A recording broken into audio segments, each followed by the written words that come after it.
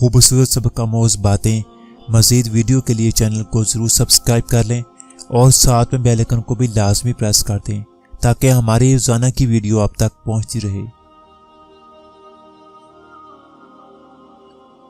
इंसान की फितरत होती है कि जब आप उसके सामने 2 दफ़ा से ज़्यादा अपनी तकलीफ बयान करो तो वो उकताने लगता है और कहने लगता है, ये क्या तुम हर वक्त अपना रोना रोते रहते हो।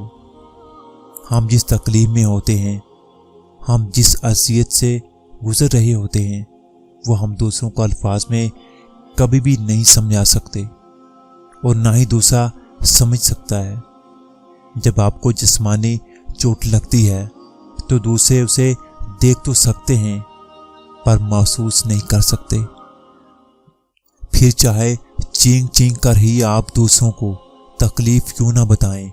इसी तरह जब आपकी रूह को चोट पहुंचती है तो दूसरा आपकी तकलीफ कभी नहीं समझ पाता।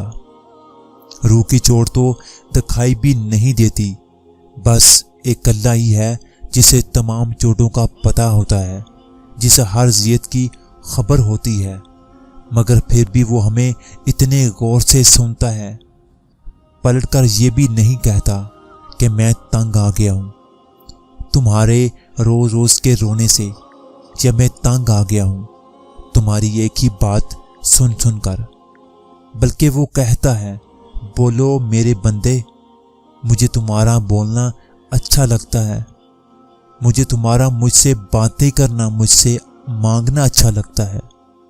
और फिर वो घंटों घंटों तक हमारी बातें सुनता रहता है।